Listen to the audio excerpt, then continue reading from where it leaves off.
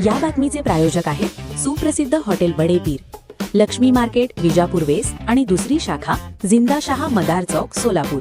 सोलापूर शहरातील आदिला या जलप्रवाहाच्या स्वरूपाबाबत नव्याने वाद निर्माण होऊ शकतो. कारण जलसंपदा विभागाच्या 1874 सालच्या नकाशात हा जलप्रवाह नदी म्हणून दर्शविला आहे, तर महापालिकेच्या 1912 सालच्या नोंदीत त्याचे नाला म्हणून रेखांकन करण्यात आले आहे.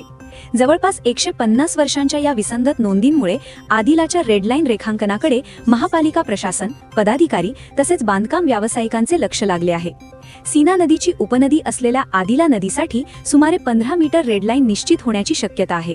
त्यासाठी नदीकाठच्या शेतकऱ्यांकडील वाढीव जमिनींची माहिती महापालिका प्रशासनाकडून घेतली जात आहे.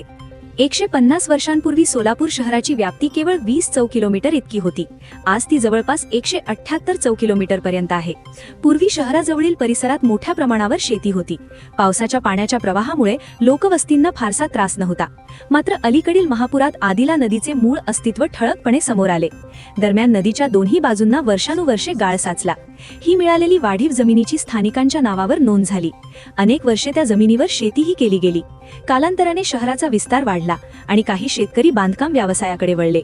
शहरानजीक काही जमिनी अधिकारी, सरकारी कर्मचारी व राजकीय नेत्यांनी खरेदी केल्याची चर्चा आहे. त्यामुळे वशिलेबाजीने नाल्याच्या बफर झोनपर्यंत लेआउट टाकून बांधकाम परवानग्या दिल्याचा आरोपही होत आहे. प्रशासक काळात आयुक्त डॉक्टर सचिन ओंबासे यांनी नियमानुसार रेखांकन करण्याची प्रक्रिया सुरू करण्याची मागणी केली होती. मात्र आता काही पदाधिकारी बांधकाम व्यावसायिकांची बाजू घेत असल्याची चर्चा आहे. आदिला नदी म्हणून मान्य झाल्यास नियमानुसार दोन्ही बाजूंना सुमारे 15 मीटर पर्यंत रेडलाईन ठेवली जाऊ शकते. त्यातून अनेकांचे क्षेत्र कमी होणार आहे. ताज्या घडामोडीसाठी पाहत रहा लोकराज्य न्यूज मराठी.